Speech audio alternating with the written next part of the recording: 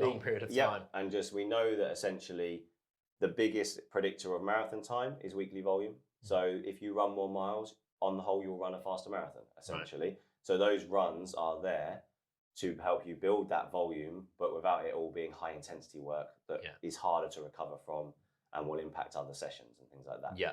And then, you might have a session that is an interval or a tempo or a threshold session. And they're terms that often people will look at and go, well, what do we mean? They're essentially harder sessions. That keep it simple. Yeah. They're sessions where you are running at a higher level of intensity, but for shorter period of times. So intervals, exactly that. It would be maybe quite a short rep where you run quite hard. And again, how you measure that will come down to where you've got your plan and how you monitor that.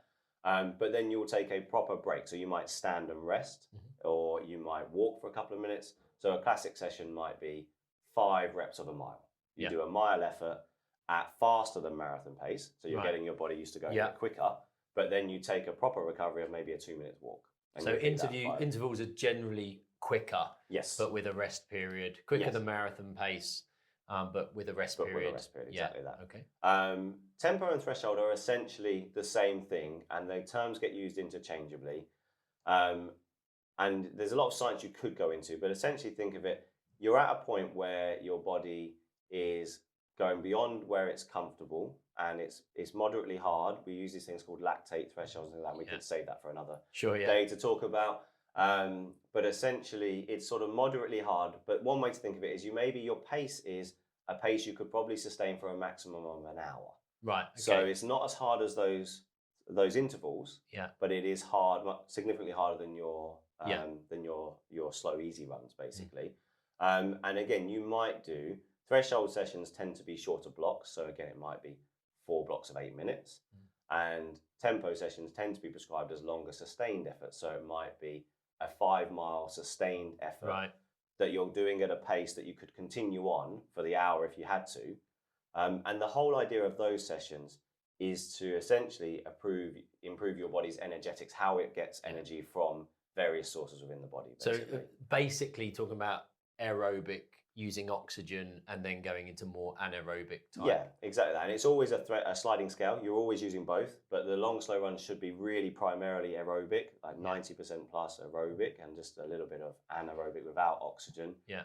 And then your threshold and tempo work will be more the other way around, where you essentially get the energy quick enough using this body's system that uses oxygen. So you have to use a system that doesn't use oxygen, but that system can't be sustained for as long. Yeah. But improving that system allows us to sustain a given pace for a longer time. So it makes it easier for us to maintain our marathon pace. That's essentially what those sessions are aimed at. If we improve these thresholds, the pace that we can sustain over a 2.5 to 5 hour period becomes better, essentially, and we can run a little bit faster. I think you explained that very well. So let's just go back to it. So basically you've gone through the structure, you've talked about the different types of training that we do, and we are actually talking about this. This is the same for an elite person, isn't it? Yep. As for somebody that's doing their first marathon that's never done a marathon before. And I think that's something that's important to mention, because you might go, well, all those terms, I just want to get round, I'm just doing 5 hours or 6 hours. Yeah. But actually the principle, it's not just about going for a run and slowly increasing how far you can run. You're exactly right. Yeah, the basic principles are just scaled down. The elite runner is going to be running anywhere between maybe 7 and 12 runs a week. So they're going to have lots of double days and crazy mileage that most of us our bodies would just not cope with, but they've built up to that over a period of time. Yeah. We're just doing a scaled down version. So if you've got 4 runs a week, you can do a long run, you can do an easy run, you can do a threshold session.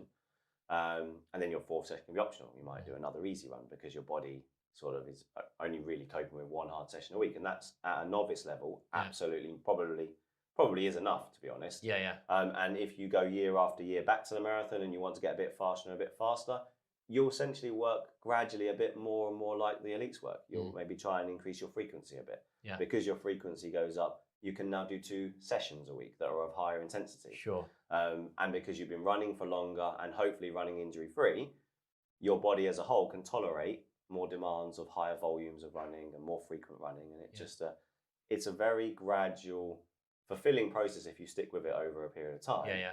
I completely understand there'll be people that have signed up for one. When they've done the one, they are done. and that's fine. Basically, that was me. if you just 2003. yeah. So if you just want to tick one that and only box marathon and do it once,